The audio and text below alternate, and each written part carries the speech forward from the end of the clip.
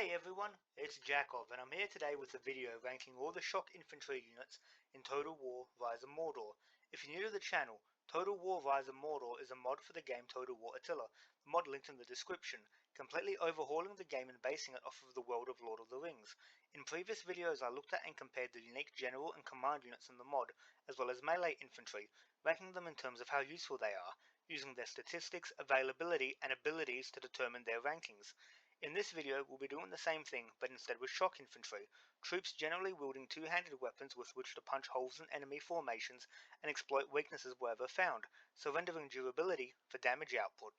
At the end of the video, the charts that I use to compare their qualities will be shown. Before I get into the rankings, I want to make it clear that these rankings are purely my opinion and as such are subjective, so if my rankings don't match yours, don't feel bad. That said, I'd love to hear your thoughts on the units in the comments. One thing to note is that this video will exclude all unique hero units which classify as shock infantry, as all of those are being covered in the unique general/command unit video, so don't expect to see Dane Ironfoot or Kamul the Nazgul in this video. All up, the mod, as of version 0.5.6, currently has 21 different shock infantry units spread across its various factions, although that may be subject to change in the future, as are these rankings. That said, let's start the rankings. Taking last place in the rankings, and by extension being deemed the worst shock infantry unit in the mod, are the Haradrim Glaives. This silver tier 2 medium shock infantry unit has been given this position mostly because they fulfill no meaningful role in the Haradrim roster, the Haradrim fielding far better shock infantry, the unit's fairly weak stats only really being compensated by its relative cheapness and ability to be used en masse in the early game. Overall, a unit that finds itself being outperformed in its niche by all competitors. Just edging out the Haradrim Glaives in an effort not to take last place, what I would consider an extremely controversial choice, the Ered Mithrin Veterans. While you may be surprised to find this gold tier 4 very heavy shock infantry in such a low position, there is logic behind their placing. While the unit performs quite well on the battlefield, it's let down by the massive restriction of only one being allowed in an army, meaning that the unit can't be amassed in even small numbers, crippling what would otherwise be a top tier unit. Combined with this limitation is the fact that there are other shock units in the mod, in fact other shock units in the Erebor faction, that do what this unit does at around the same price, while also being capable of being recruited several times in one army, essentially making the Ered Mithrin Veterans a unit that could be entirely replaced and not missed. Finally, for all the money required to recruit this unit, it ends up being far more vulnerable to ranged units than many other cheaper shock infantry alternatives, all these factors combined making an amazing looking unit that's not worth its price at the end of the day.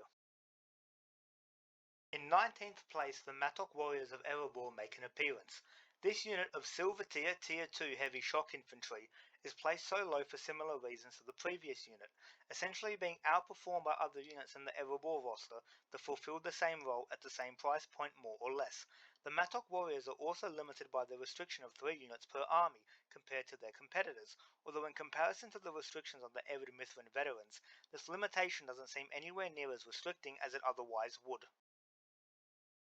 Coming into 18th place is also a choice some might consider controversial, the Warriors of Lossarnach. This silver tier 2 medium shock infantry finds itself so lowly placed due to its inherent restrictions as a fiefdom unit in the Gondorian roster, meaning only 3 can be in an army. While a lot of other shock troops in this video have similar restrictions, none of them are such relatively low tiered militia, and more so, none of the factions to which those units belong are restricted to only a single option when it comes to shock troops, something that Gondor has to deal with. What this means is that while the Warriors of Lossarnach may perform well against lesser enemies and equivalent units, it will always be forced to fight uphill battles against enemy shock troops that outclass them. It's because this unit is the only option available that Gondor has, and the pressures that such a role bring to the Warriors of Lossarnach, that it ends up being ranked so low. In 17th place stand the Dunherd Chosen, a fairly unique shock unit in comparison to the competition. Unlike any of the other units in this video, this silver tier 3 medium shock infantry have access to ranged weapons, being capable of throwing a couple of volleys of javelins at enemies before closing with them, allowing the unit to thin enemy ranks somewhat and shift the balance of battle in their favour. While on the surface this may seem as if the unit is somewhat of a skirmisher with great combat prowess, the truth is more disappointing. As shock infantry are designed to hit hard and fast, taking the time to exchange missiles with enemy units before engaging them is counter to the unit's nature, especially as it can give cavalry an opportunity to charge the shock unit, cavalry being a great counter to shock infantry. In addition to leaving the unit exposed to cavalry, it can also give enemy infantry time to countercharge the unit, nullifying the charge bonus of the shock infantry and putting the dun herd chosen on the defensive, a role shock troops can't really fulfill. Finally, it allows ranged troops more time to focus down on the dun herd chosen, who like all shock troops are inherently vulnerable to archers, but are even more at a disadvantage due to almost completely lacking armor, making them a juicy target for ranged troops. Overall, while the unit may pack serious offensive power, being capable of tearing into units in melee, its extreme weakness to archers greatly limits its usefulness, with the ranged abilities of the dun herd chosen ultimately ending up being little more than a curiosity. While shock troops aren't expected to withstand arrow storms, being so completely vulnerable greatly diminishes this unit's standing in my eyes. Taking the 16th position, the Variag Warriors make for a mediocre unit. These silver tier 3 medium shock infantry are one of two shock options available for the current Easterling roster, and are the lesser choice of the two. However, the unit still has uses. In battle, it's able to overpower infantry and archers fairly easily, and while not as resistant to ranged units as some other shock infantry, can survive some enemy volleys. The unit does have a restriction of 3 units per army, which isn't that major of a restriction, as shock infantry aren't the speciality of the Easterlings, so having shock troops in moderation fits their profile, especially given the faction has a better unit which can be used to double the size of the Easterling shock contingent in armies.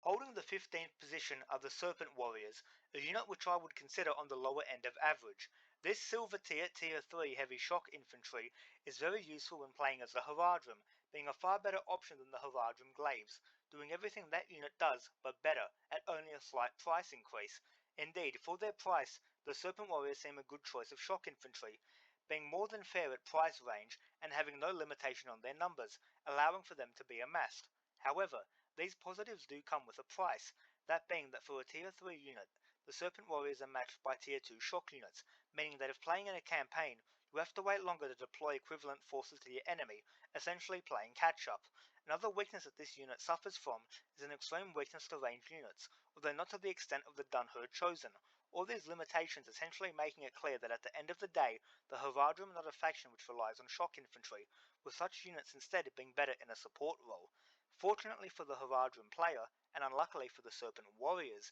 there is a unit in that faction's roster that blows the Serpent Warriors out of the water when it comes to being used as a support unit, which is why this unit ends up in this position. Coming up next are the Erebor Axes, who take the 14th spot. This unit of silver tier 2 heavy shock infantry punches above its weight, matching and indeed outranking some of the lesser tier 3 shock infantry in the mod in terms of their performance on the battlefield, bringing the legendary hardiness of the dwarves to play at a fair price point. The Erebor axes are made even more useful by the lack of limits on their recruitment, making armies comprised primarily of this unit a possibility, especially given that Erebor is a faction which focuses on shock infantry to bring about victory. Compared to the previous Erebor units we've looked at in the video, the Erebor axes bring that much more to an Erebor player in a nicer package.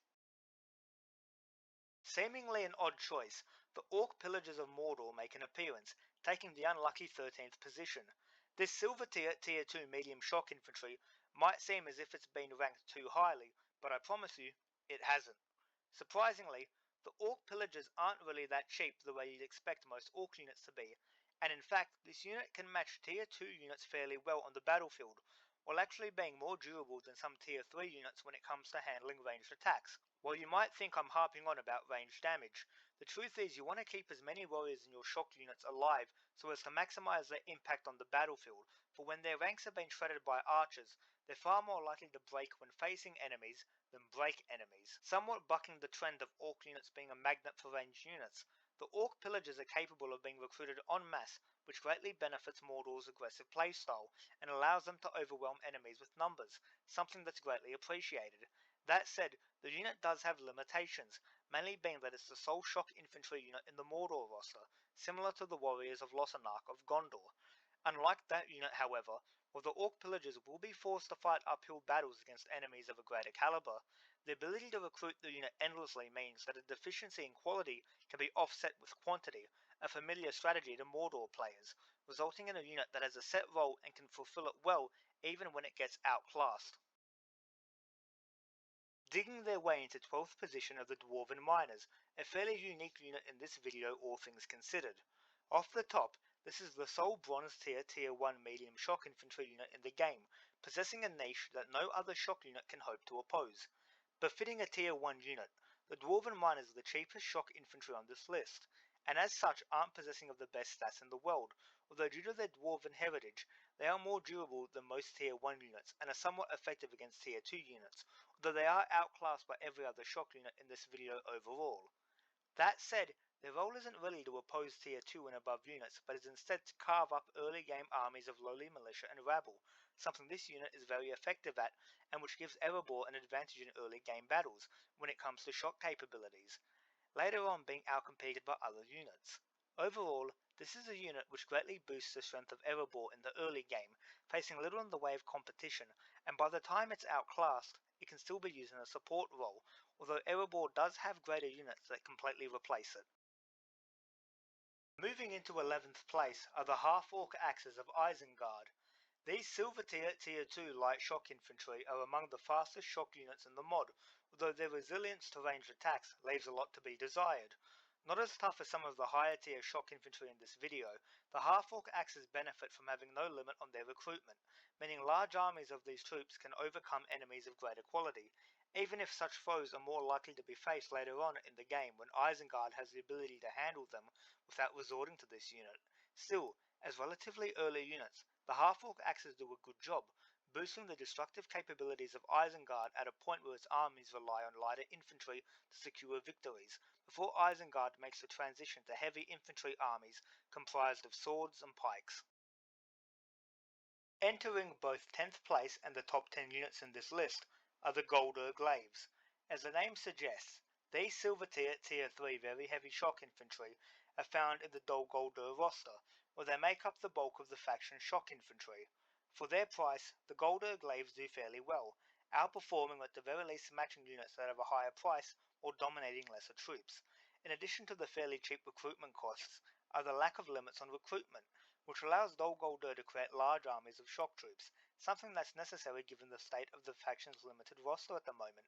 Taken together, this cheapness and ease of recruitment makes the unit quite an attractive option of shock infantry. Making their way into the 9th spot of the Noldorin Swords of Lindon. This unit of silver tier 3 very heavy shock infantry is one of my favourite units in the game, however it's ranked here for legitimate reasons rather than my appreciation for the unit aesthetic. Because Lindon is a faction which has little in the way of a playable roster, this unit is forced to serve the role of shock infantry and melee infantry, doing great at both surprisingly. As shock infantry, the Noldorin swords can carve their way through enemy units fairly easily, and while shock infantry is generally weak on the defensive, because this unit is tied for the highest health of any shock infantry in the game, it can endure a lot more punishment than most other units, also being somewhat resistant to ranged units, which is a great advantage. Essentially, this unit gets its position both because of its effectiveness on the battlefield, as well as its crucial role in the Lindon roster. Taking 8th place is a unit that is for all intents and purposes the Noldorin Swords of Lindon,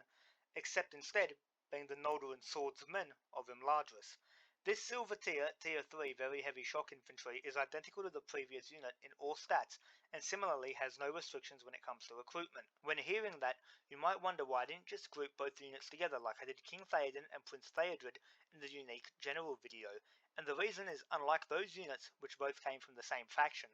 these two come from different factions, which changes just how these units are used. While I said the Lindon faction has a shortage of units in the current state of the mod, necessitating the previous unit's use, the truth is that Imladris has even less units available to it, making this unit that much more valuable when playing as Imladris, which is why I believe that it just slightly edges out the Lindon variant, the Noldorin swordsman also being capable of being a general for Imladris, something the Lindon Noldorin swords are incapable of. Claiming the 7th spot on this list are the Warlords of Rhûn, the premier shock infantry for the Easterling faction. These gold tier 4 very heavy shock infantry make for an intimidating force on the battlefield, definitely being amongst the most elite shock infantry available in the mod, although they are relatively on the cheaper side. While the unit is restricted to a max of 3 per army just like the Variag Warriors, also shared by the Easterling roster, it makes sense given that they're such an elite unit, which when combined with the Variag Warriors, allow an Easterling general to deploy 6 shock units at most, more than enough for most situations, although the unit is somewhat vulnerable to ranged units, preventing me from placing it higher on the list. Claiming 6th position and just barely missing out on the top 5 are the champions of Dol Guldur. This gold tier 4 very heavy shock infantry just edges out the previous unit, both being practically even when it comes to stats, having some advantages in some areas and losing out in others. Overall, this is a very ferocious unit that excels at tearing apart enemy units, being the perfect evolution of the Guldur glaives, being great at both replacing them and being used to support them, given that like all other tier 4 units, there's a restriction on how many champions of Dol Guldur can be fielded, although with this unit's prowess in the battle combined with the presence of the Guldur glaives, it doesn't end up being that impactful, this unit being the spear tip of the faction's shock infantry. Making it into the prestigious top 5 shock infantry units are the Warriors of the Red Mountains, a silver tier 3 very heavy shock infantry unit from the Erebor roster. These units are what I would consider one of the best examples of limited shock infantry, being restricted to only 3 per army, but being able to change the course of battle despite that, the limitations allowing for more units to be brought up rather than purely being solely shock infantry in the army. Stats wise, while the unit is quite pricey, it's one of the hardier tier 3 units in the list, capable of going toe-to-toe and even overpowering some tier 4 units, while also being tied for being the most resistant shock infantry unit to ranged attacks, vastly increasing its toughness and helping to solidify its position in the top 5. Making it all the way to 4th place, but just missing out on the bronze medal, are the Dwarven Buruk Guard. The epitome of Dwarven shock prowess, this gold tier 4 very heavy shock infantry is the most expensive shock unit in the game, and its price is generally reflected by its stats, being one of the hardiest unit in the game, and kind of being an upgraded form of the Warriors of the Red Mountains, being a buffed version of that unit. Also of course sharing the 3 unit maximum recruitment limit. While the unit may be limited, at its strength level, the limitation hardly impacts its impact on the battlefield. Making it all the way to the top 3 and claiming the bronze prize are the Berserkers of Isengard. This gold tier 4 very heavy shock infantry unit is the epitome of shock infantry, sacrificing everything in the effort to inflict as much damage to enemy units as possible, including their armor and their lives. For such a high ranked unit, the Berserkers seem to be one of the most vulnerable in the mod to range units, being a massive target and magnet for enemy volleys. In reality, their practically unbreakable morale and highest health in the mod make for a unit which can absorb endless punishment from archers and keep on going without breaking, making it necessity that the entire unit be killed to the last Uruk-hai in order to stop its rampage, leading to a shock unit that would never stop attacking. The unit does have a limit on how many can be in an army, meaning that they'll typically be either your small but elite shock contingent in a late army, or be the vanguard of your shock infantry supported by hordes of half-orc axes. Taking the silver position in this ranking are the Dunlending Blood Avengers. This gold tier 4 very heavy shock infantry unit is remarkably similar to the Berserkers of Isengard in some respects, sacrificing the immense morale of that unit for resistance to ranged units, a trade I consider fair, given the Blood Avengers have just as much health as the Berserkers, making them almost as durable, if not quite as unbreakable. Where this unit shines however is in its combat capabilities, where it outputs among the most damage of any unit we've looked at, making for what's essentially the Berserker, but on steroids, when it comes to killing enemies, being an even greater example of shock infantry decimating enemy units. Taking the gold, and ironically coming around full circle, are the gold tier 4 very heavy shock infantry Adunakori of the Haradrim, which means that a Haradrim unit is both the best and the worst shock infantry unit in the mod.